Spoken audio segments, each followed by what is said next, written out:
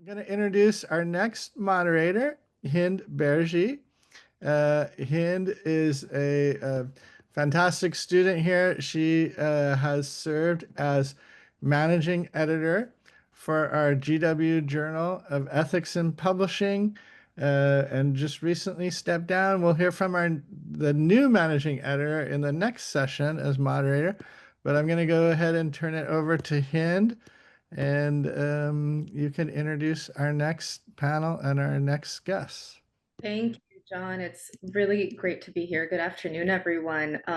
This is the final stretch, the penultimate session for that concludes, second day, virtual day of the conference. So hopefully I can energize people if we're starting to, dwindle down a bit. But this session is about infrastructure and workflows. So we're going to be our speakers will be focusing on practical measures that improve transparency, accountability, and efficiency. I've been thinking lately a lot as I kind of conclude the final couple of semesters of my graduate experience about AI integration. I'm always thinking about marketing and publishing, peer review, analytics, metadata, and those are all touch points for our speakers today. I'm thinking about consulting, non-traditional publishing roles that might offer, working for an organization that offers consulting, which some of our speakers are doing just that. So taking my own notes, we will have 3 15-minute presentation segments and 4 speakers, followed by hopefully a 15-minute Q&A. So please, I reiterate, as our previous moderators have, to hold questions until the end so we can keep a clear flow. I'll briefly introduce each speaker, and then I'll invite them to further introduce themselves as they begin. So without further ado, our first speakers are Danielle Padula, who's the head of marketing at Scholastica. Scholastica is we're fans of Scholastica at the Ethics Journal. We use Scholastica for peer review.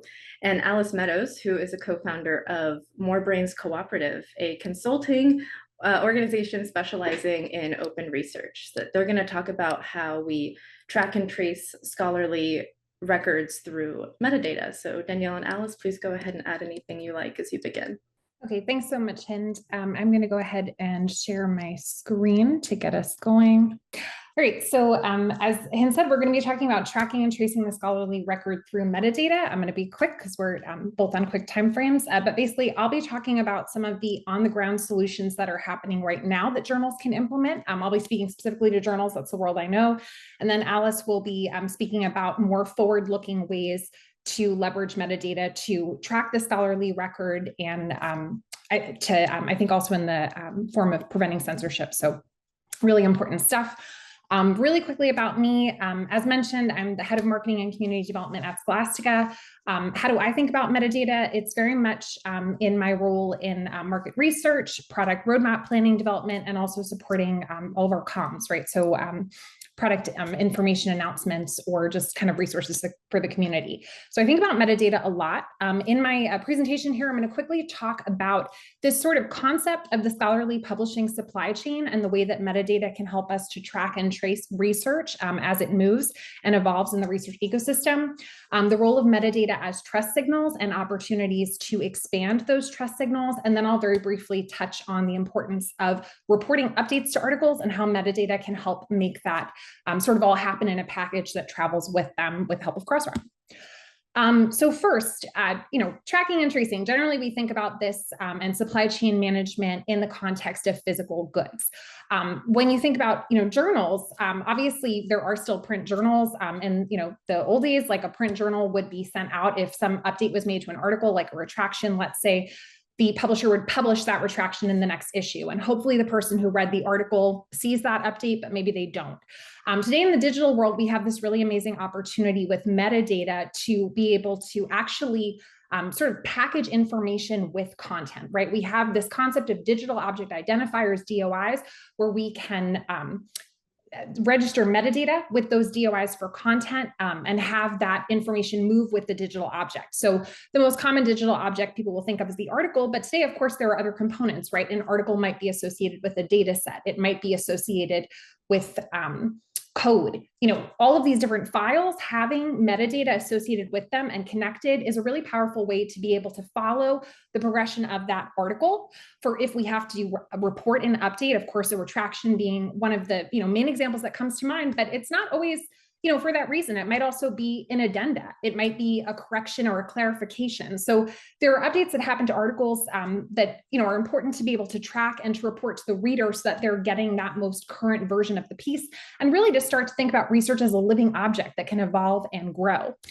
So there are multiple trust signals that we get with metadata right now. And of course, this is an emerging area where there are lots of opportunities happening. So things like, are the authors of this work legitimate? And right now I'm speaking in the context of research integrity, right? If you're an editor looking at a work and you want to determine the legitimacy of the authors, an important piece. Metadata fields that can help with that: ORCID identifiers, author identifiers, and WAR for institutions. Questions like who else was involved in the development of the manuscript? This could be useful information to associate with the manuscript and track, even for people that are looking for collaboration partners for research, right? If they could see who was involved in another work that's relevant to them in capacities such as authorship or peer review. So this is where, in the case of authorship, the credit taxonomy is a really powerful emerging standard to consider. How is the work funded? We have open funder registry IDs. So these are all different kind of trust signals that can be associated with research. So of course, I'm gonna go quickly here. The most important piece for publishers, and I think this is well known, is, if you wanna have that metadata fall with the piece, it's critical to collect it at the point of submission. And of course, we wanna have this information translated into machine readable format. So that's the importance of, you'll hear JATS, XML, metadata in journal publishing. This is such a critical piece of having that metadata in that machine readable format. From there, this is just kind of like a brief case study idea of, from a research integrity standpoint, ways that publishers are and can start leveraging metadata to be able to trace the origins of a piece of research, who's involved, and make sure that everything looks right. So things like, is the ORCID record complete? Publishers can collect ORCID as a way to essentially kind of validate authors, check that these are real people, and then check their affiliations, right? So ORCID records are, of course, reported by the researcher, but there are opportunities such as institutions being able to corroborate information with ORCID records, right? They can submit that information on behalf of authors. So there are things within the record that editors can look at to see, is this person who they say they are? What are their affiliations? What is, looking at funding affiliations for metadata? Are there any kind of question marks raised around COIs, or does everything look good? These are ways that publishers currently are and can use metadata for track and tracing. I think that there's a lot of opportunities to be had. Of course, as I mentioned, the most important piece here is the digital object identifier. Metadata is only useful as it is registered, and it's so important for metadata to follow the 3 C's that Crossref often talks about, the idea of correct, complete, and consistent metadata. So I think often metadata isn't a very exciting topic. It's sort of like, okay, it's data associated with an article, but there's so much power that can come with it when it moves with the article and is consistently updated. It becomes part of this kind of living record. So one of the most kind of nuts and bolts ways for publishers to improve metadata, if they are working with Crossref, that I always like to kind of sing the praises of, is the participation reports tool. We encourage Scholastica users to use this if they're working with Crossref. Essentially, a publisher can get a health check of their current metadata. How complete is it? Which elements are included? Which elements are missing? Sometimes this could be surprising if you're, assuming that something's working within your organization and it's not. It's important to sort of think of metadata as, look for metadata errors and kind of treat it as a bug to see where is this not moving through the publication journey to be able to fix it in this way. So lots of opportunities with these participation reports. And you might identify examples to further your metadata, such as, for example, introducing open citations to make it possible for those viewing those records to be able to quickly see which other articles a piece of research is associated with, and to be able to promote reference linking, which is, of course, really powerful, as we know. Of course, the biggest piece when we think about this kind of tracking and tracing example, and when we think about research integrity, is reporting updates to a piece of research. And I like to think about sort of like automobiles as a good example. An update might not necessarily be that something's wrong. It could also be that you want to notify a reader, or notify a customer that something new has been added. Maybe there's an addendum, maybe there's useful new information. I think this is something we could think about with research as digital objects in a more forward-thinking way, that it's not just an article that necessarily has to be one and done. There's opportunities to be able to grow a piece of research and introduce improvements to it if and as new findings are discovered, or relevant information comes about. And I don't think that happens necessarily that much now, but that is one forward-looking opportunity that I think could be quite interesting. In the context of reporting updates, again, there could be different scenarios, maybe a retraction, maybe a correction, corrigendum, etc. One of the best opportunities right now, again, if you are a Crossref member, is using the Crossmark badge. So Crossmark is essentially a button that you can add to articles. It could be added to HTML or to the PDF, that when a publisher adds that to their articles and embeds it, they make this promise with Crossref to submit updates if something changes within that article. And those updates will automatically be reflected within the Crossmark button when someone clicks on it. So that's just one cool example of how metadata can help to kind of serve as this almost like container, I like to think, of information that moves within article. And then of course, if that article's DOI is associated with other records like a data set or code, etc., all that information now becomes linked, and this can all move together to keep the reader up to date. So that's my really quick session. I want to move it over to Alice right away. Thank you. It's great to be here. Thank you so much for the invitation. My background for many years was in scholarly publishing, and I'm old enough that I remember when Crossref DOIs were first introduced, which is probably before some of you were even born, about 25 years ago. And at the time, they were really intended for identification, for making sure that an article was what it said it was, the article it was meant to be, and for linking between articles. And we've come a long way since then, baby. Persistent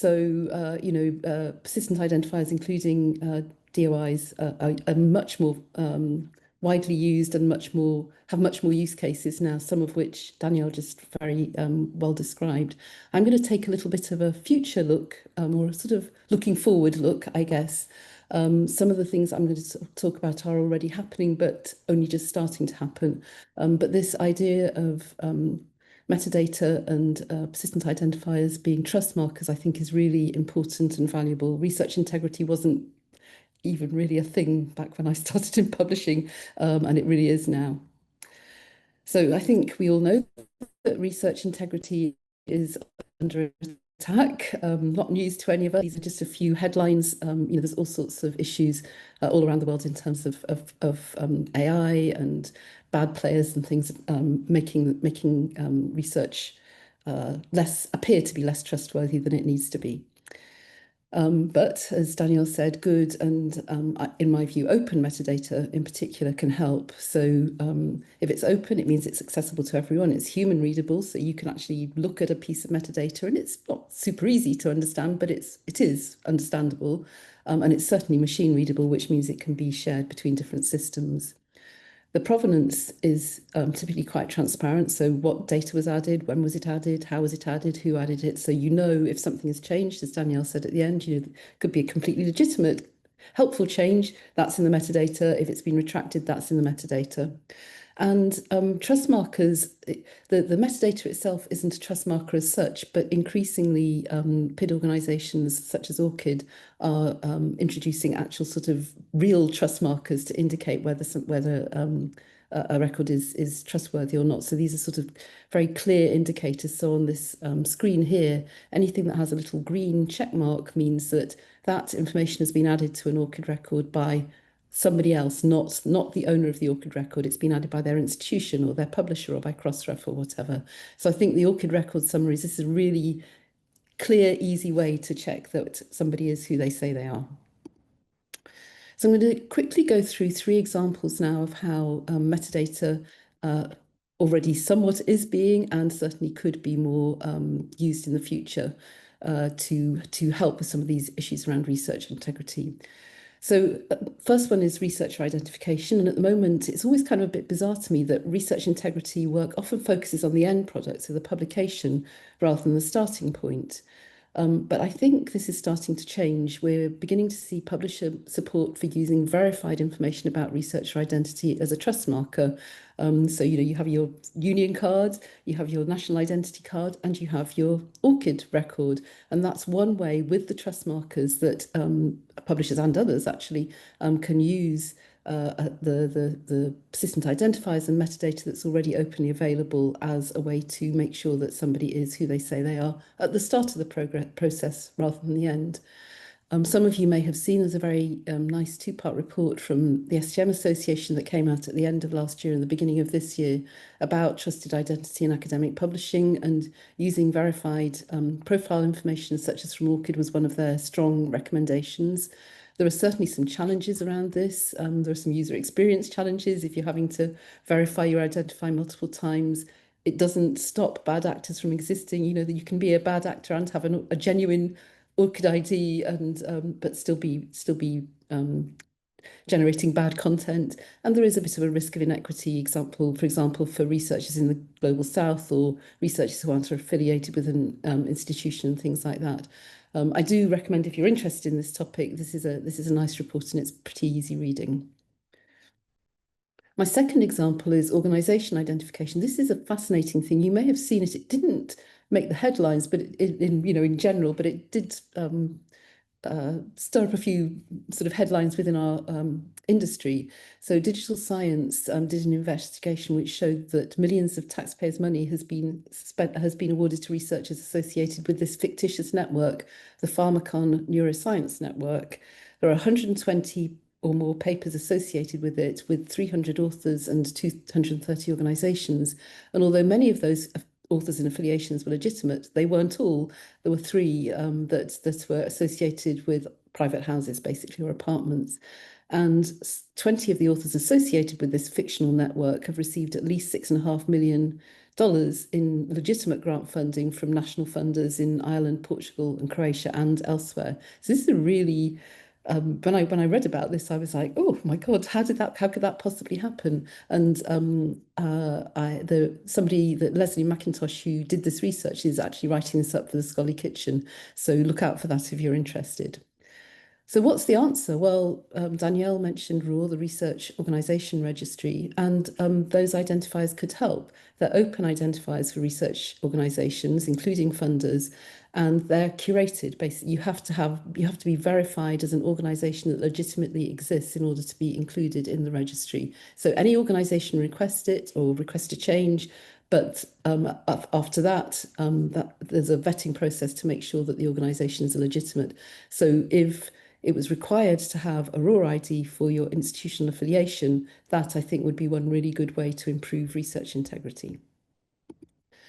And finally, this is a bit of a kind of out there idea that I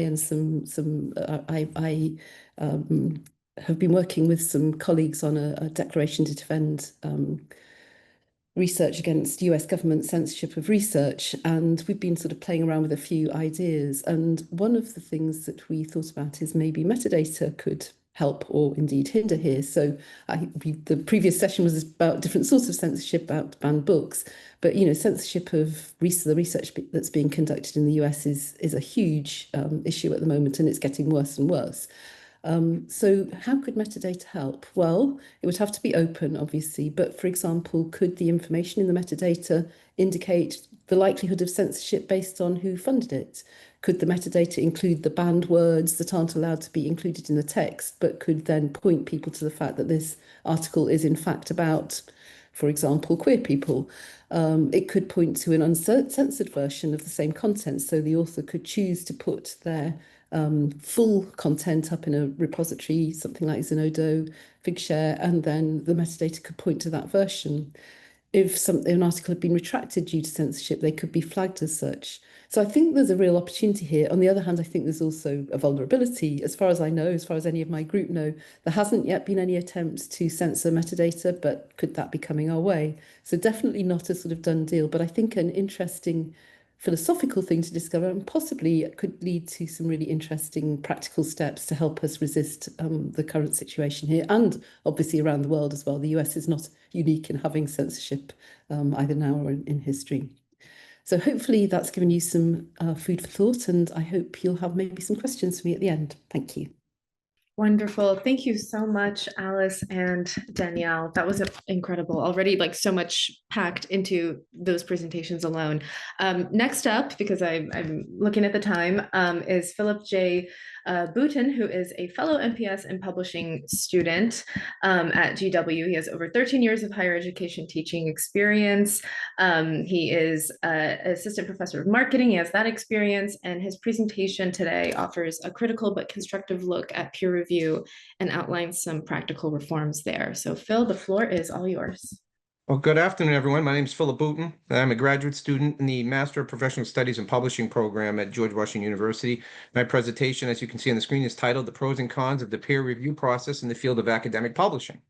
The session abstract and my bios are included in the full conference schedule if you want to review them. Now, moving on to the session itself.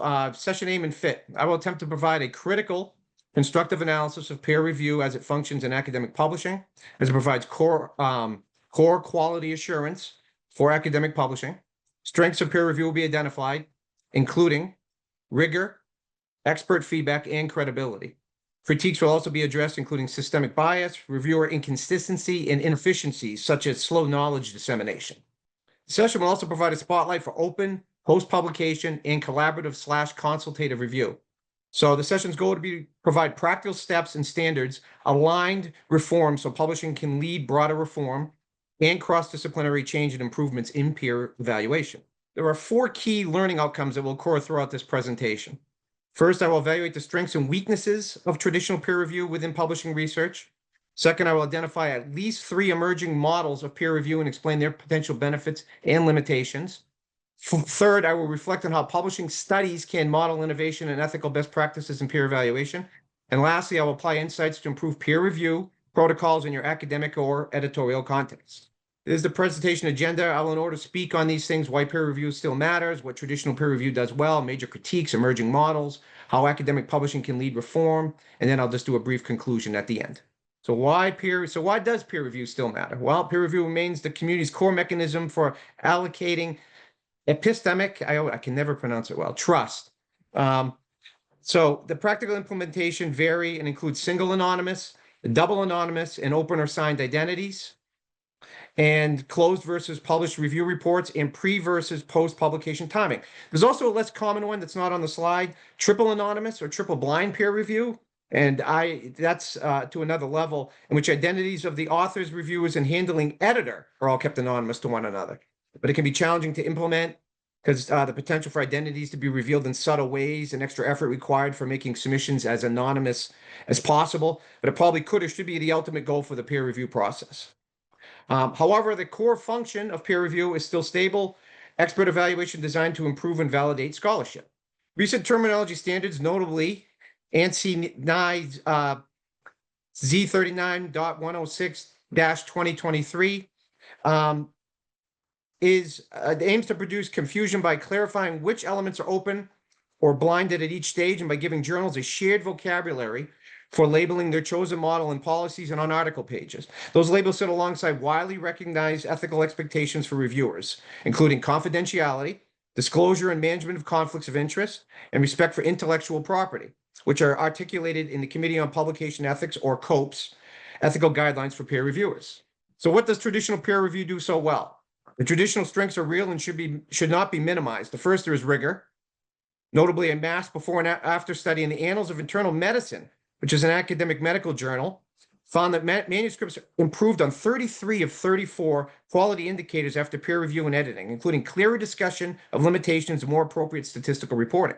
Second, there is expert feedback. Specifically, even when reviews do not change the editorial outcome, the critique typically sharpens claims, clarifies methods, and improves reporting, which is one reason authors continue to perceive value in constructive review.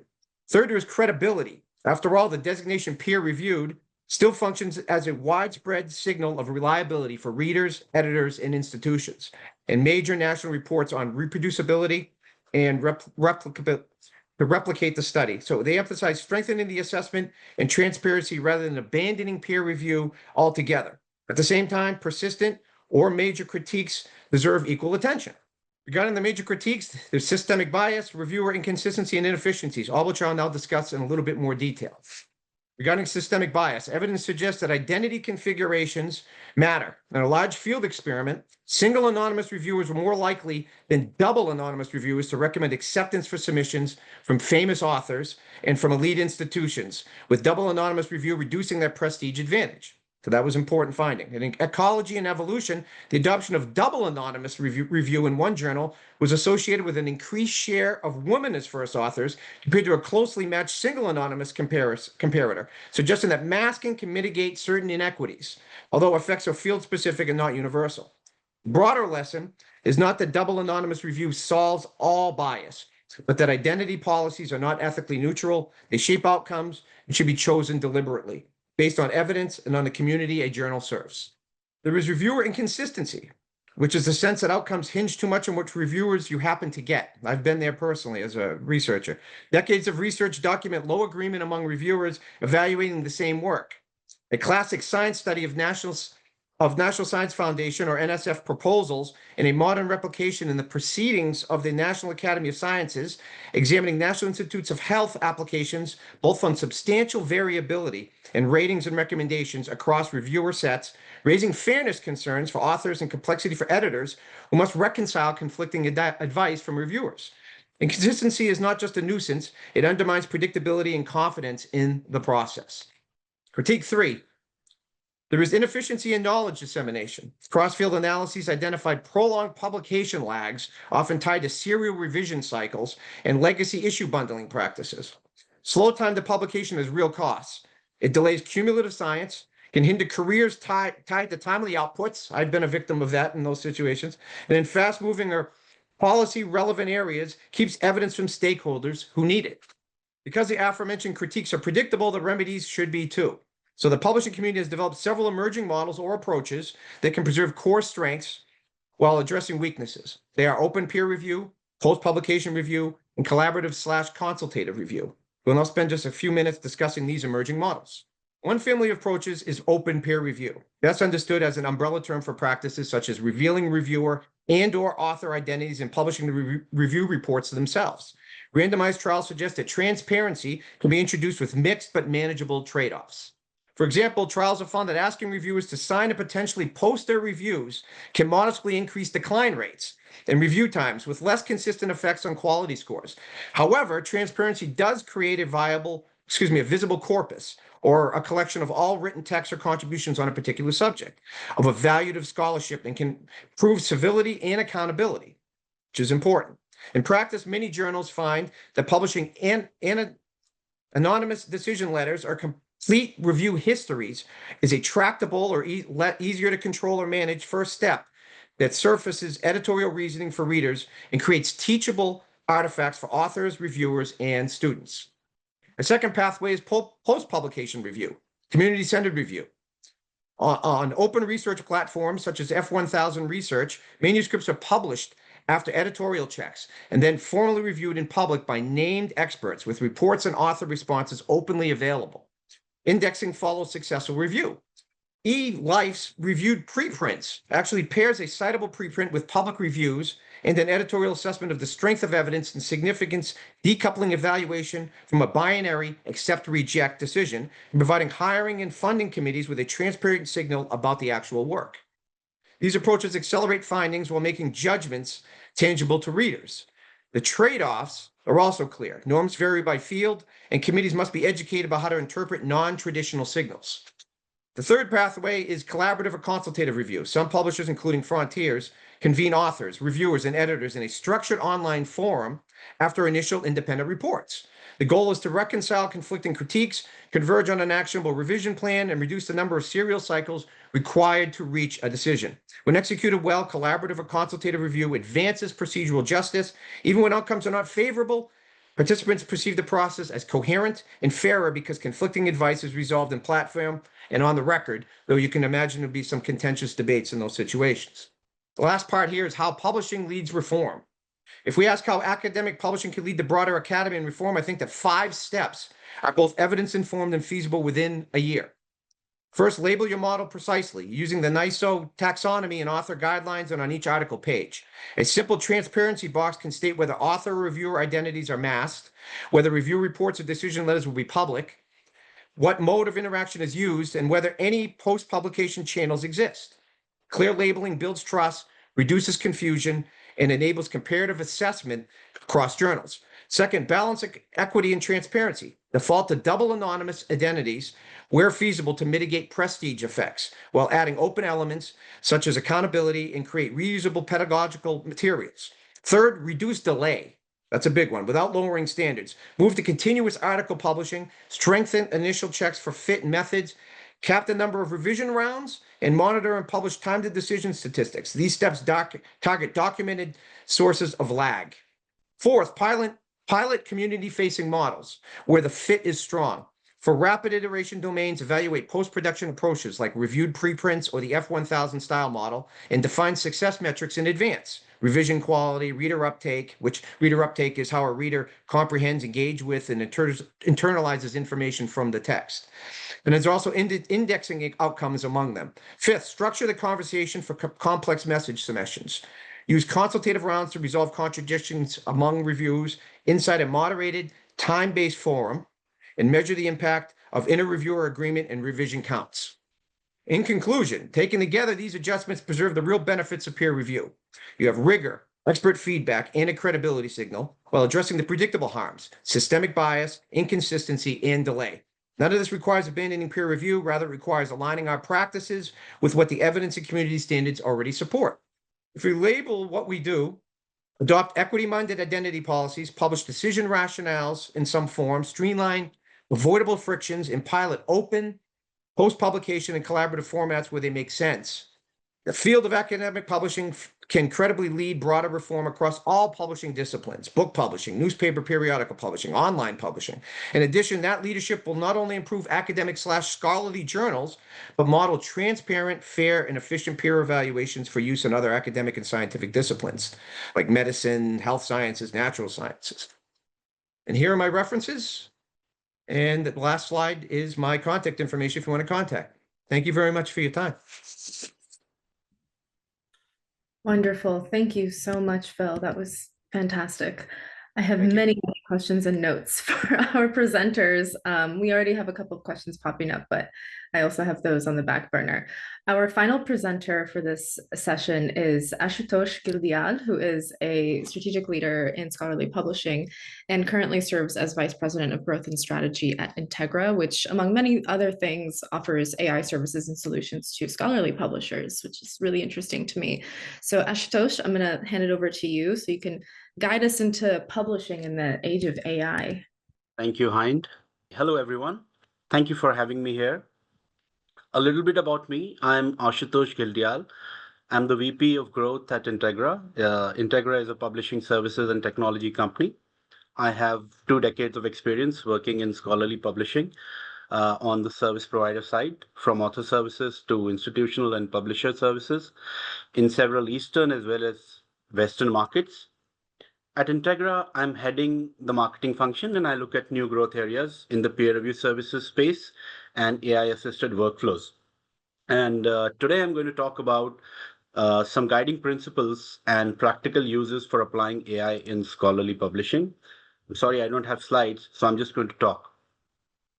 I've written a lot and spoken a lot about peer review, and it's probably the most important and talked about topic in publishing today.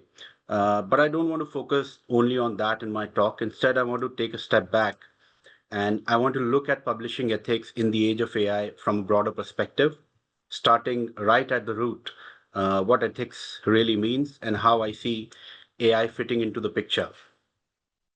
So if we take a first principles approach to ethics in publishing in the age of AI, we must look at what ethics implies, what AI is, what it can do, what it cannot do, and then apply that understanding to publishing. And the principle that comes to mind is a quote that says that evil is that which is not necessary. I'm not exactly sure who first said this, but the principle resonates deeply. And by and large, it applies perfectly to our theme today. Ethics is not just about compliance or rules, it's about doing what is necessary, no more and no less. And when we go into the territory of doing more than what is necessary, it can quickly become unethical. And what is AI? To me, AI is not artificial intelligence. AI to me is artificial thought, artificial thinking. And what's the distinction, you may ask? Thought involves imagination, analysis, communication, whereas intelligence, on the other hand, is discernment. It is observation without prejudice. And it's the act of giving total attention to something in which the nature of what is being observed is revealed. And discernment is also knowing how much to say and where to stop. And how do you teach that to an overeager and all knowing helper like AI? And to me, what's the relationship between thought and intelligence? I suggest that the relationship is the same as that between self awareness and our thinking. Thinking without awareness, it doesn't run straight, it's not coherent. But thinking with awareness and attention can run true and become coherent. So, coherence and ethics go hand in hand. Let me propose two guiding principles that should guide our use of AI in scholarly publishing. Principle number one is do what is necessary, no more, no less. If we have a tool like AI, do we go about trying to apply it everywhere? Or do we identify the problems that are necessary to solve and where AI can be used as a resource? And without a problem that needs to be solved, using AI simply for optimization, creating more efficiencies, and so on may misfire. So, application of AI should have a very clear objective, and it must solve a problem that would otherwise be too difficult or too tedious or too time consuming to solve through human effort alone. Principle number two is amplify, support, don't replace human judgment. And this principle is about whether the application of AI positively impacts the human stakeholders, the authors, the editors, the reviewers, and the readers by supporting and amplifying, not replacing discernment and human judgment. So AI should reduce manual effort and some form of lower level cognitive effort, but not higher cognitive effort, which includes reading, reflecting, questioning, discernment, meaning making, and so on. AI can support us with mechanical aspect, and we can support AI with higher level cognitive aspects, such as context setting, insight sharing, careful reviewing, and attention to detail. It has to be a complementary partnership that frees our attention for higher level tasks. So we must define the problems that we want AI to solve first and then apply as a solution. And only if it aligns with the first and second principle that we spoke about is it necessary, and does it positively impact the human stakeholders involved? And generally, we see the opposite happening. We already decide that we need to use AI to optimize and create efficiencies, and then we scramble for how and where to use it. And this causes confusion and inertia when it comes to taking the right actions with regard to the application of AI in publishing. What are the biggest risks that are associated with AI? I think cognitive laziness is the biggest risk. And the danger lies in letting AI tell us what to think and how to think. The real risk is bypassing individual perception, individual understanding, the act of knowing something for ourselves. And this can create, and probably is already creating, attention deficit disorder at scale, a crisis which is amplified by our continuous interaction with digital technologies. However, there is a middle path, but it requires discernment and human intelligence. We can choose to view AI as a tool, as a normal technology, used intentionally and only where appropriate, because the existence of a capability does not obligate us to use it. And the challenge that I see in the use of AI is not AI itself, but our own predilection towards reducing cognitive effort or toward making things more convenient. Increasing convenience has been the guiding principle of technological development, but it need not be so. And here lies the problem. The temptation of easy is too great, and it cannot be left to self control alone. So what I see as the real opportunity with AI is that it can help us meet the challenges that come with managing scale.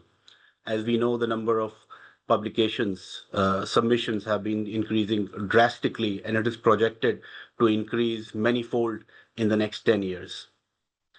And so AI has a role to play there if we use it wisely. And if we focus the use of AI in freeing human attention from tedious tasks, from in minimizing burnout, and creating space for thoughtful editorial work and peer review, then AI adoption makes sense. And as I see it, this technology has the potential to address several pressing challenges that we face: strengthening research integrity, streamlining peer review, reducing acceptance to publication timelines, relieving editorial teams of time-consuming verification tasks. Think of a doctor using reports to diagnose, or an airport security using scanning machine, along with human observation. So, what are some of the ways AI can be used practically and ethically in scholarly workflows? And actually, AI has already impacted scholarly publishing significantly. Now, it has affected how authors write, how editors screen and select what goes to peer review, and a significant number of peer reviewers are already using it. It's also being used at other stages in journal production workflows and also in how research is now being consumed.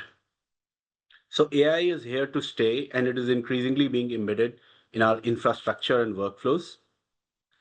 Does it do good in some places and harm in others, or is it all good or all bad? These are the questions that we need to examine. If you look at authors, for authors, especially non-native English speakers, AI is a boon. They don't have to spend hundreds of dollars with professional editing companies. They can use free or paid version of generic or specialist AI tools to translate or help polish language and perform tedious work such as formatting, much faster and at a fraction of the cost.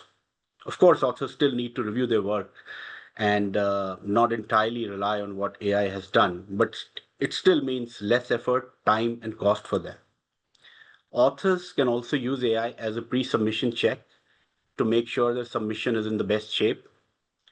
And this also helps to speed up the publication cycle, prevents unnecessary loss of time, helps author improve their papers before peer review.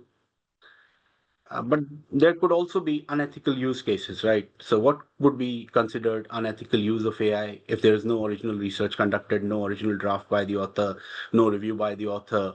So authors can engage in both ethical and unethical uses of AI. And AI tools, they can keep giving suggestions endlessly and progressively offer more help, more and more help, which is why it's important for authors to discriminate where to stop, to use only where it is necessary. And it would be best if journals themselves, publishers, offered such tools that authors can use, secure, authorized tools that provide just the right amount of support and no more.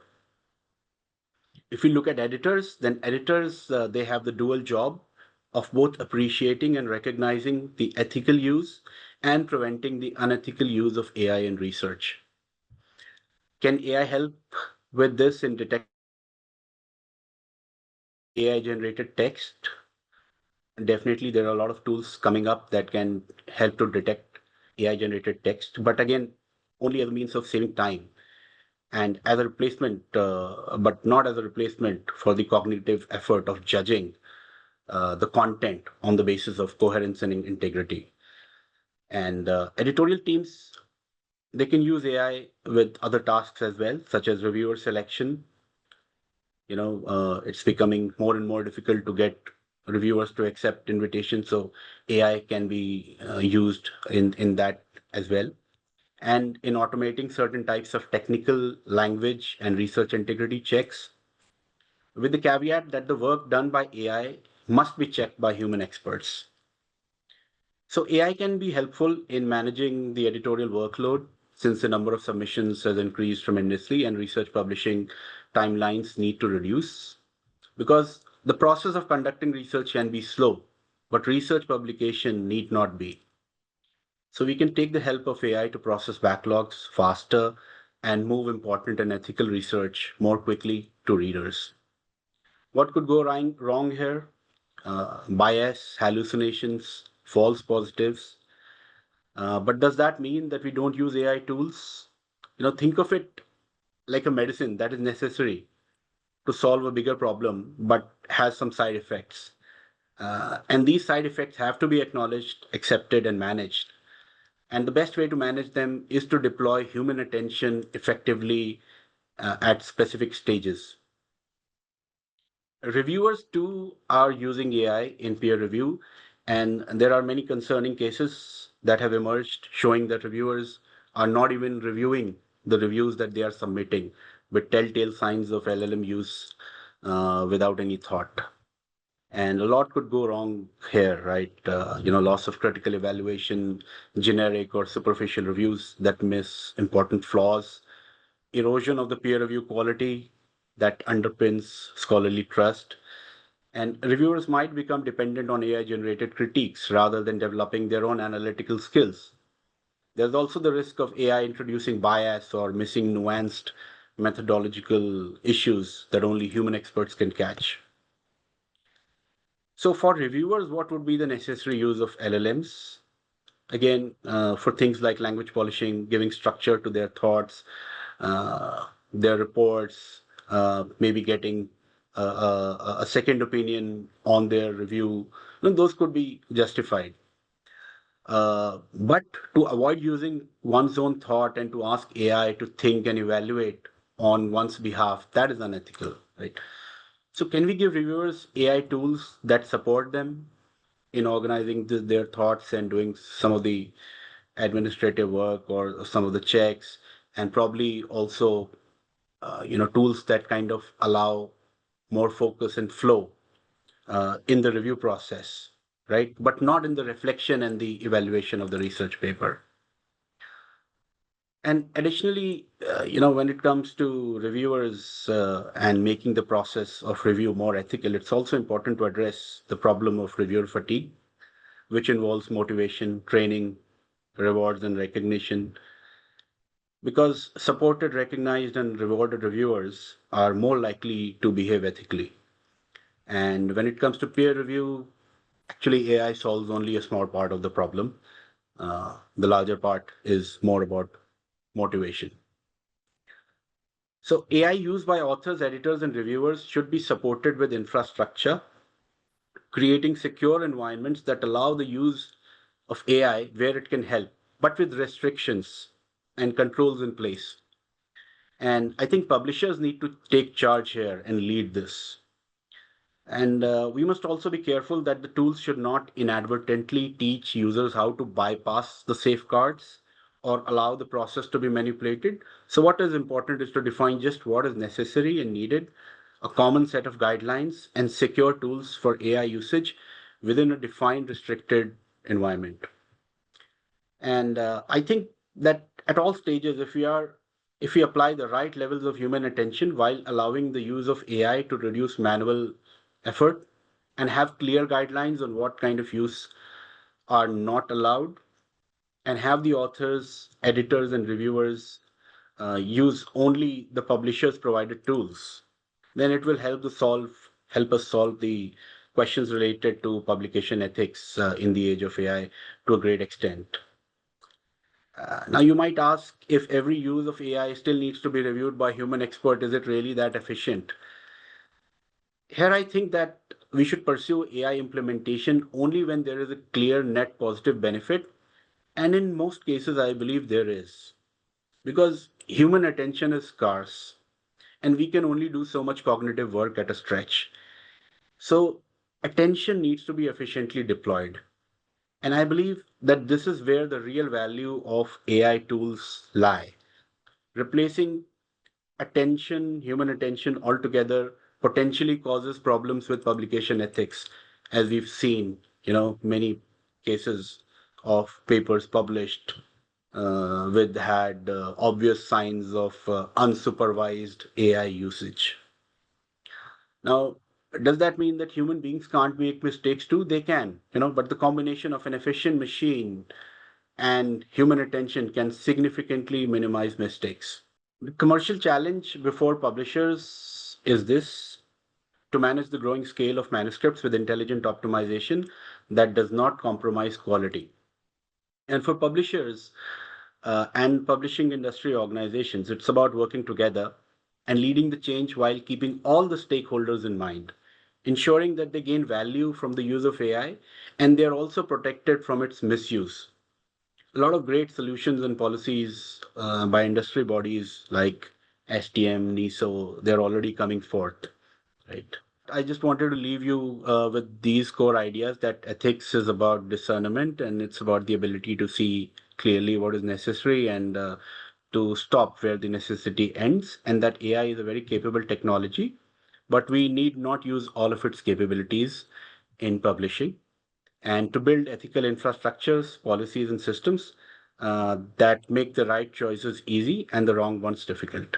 Thank you so much. Okay, so our first question is, I believe, directed at Danielle, is from Michael Haskell, and he asks, how does ISNI interact with the methods of author validation discussed in this first section of the presentation? Yeah, so that's a great question. And I am not an ISNI expert, so I would say, double check this information. But as far as I know, you can't register an ISNI with an ORCID record. However, you can link an ISNI to an ORCID record. The way you would do that, I believe, is the ISNI linker tool. You would search for the ISNI record and link it to the ORCID record. And then you could kind of connect those two pieces of metadata in that way. But Alice might be able to better answer that or corroborate.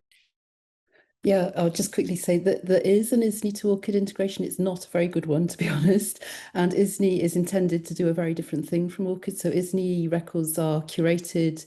They can be issued for people like dead people, for not real people, for cartoon characters and things like that. Not even actually just for people. So ORCID numbers are a subset of the ISNI numbers. So there is that kind of link. And in an ideal world, the two would be better linked together. But at the moment, the as far as I know anyway, the ORCID ISNI interface is not brilliant. But in theory, it should be possible to do, as you say, Danielle. But they are two very, very different use cases and types of identifiers. So. Okay, thank you. I think there was a second question from Jennifer M, but I believe that Philip already maybe had typed the answer in. I know that that's an option for panelists to do that, to kind of like type an answer or answer live.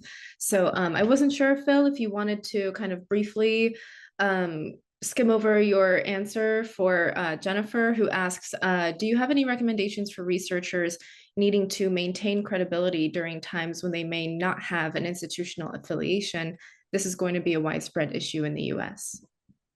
Yeah, I mean, what I typed up is I'm dealing with that right now. I have done it, and to be honest, as a student at GWU, I've been able to use that because I'm a registered student, but it's not the same as being a faculty member. I used to be a faculty member, and I decided to leave my institution on my own free will and take some time off. And now I'm trying to get back. I'm trying to get back for next academic year. I'm in the process of doing that now. And I think the hardest thing is, I would recommend, if possible, just to be an adjunct and to get that affiliation, just so you have something where you can put on your name that's legitimate. And I think that gives a little more credibility for reviewers or for the editors.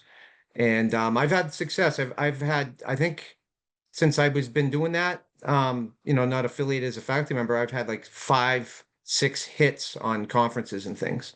So it is doable. It's not as easy as having your institutional affiliation. Don't get me wrong, you lose a lot of access to resources without your institutional affiliation, because you can get research money and there's just other things, benefits to having that.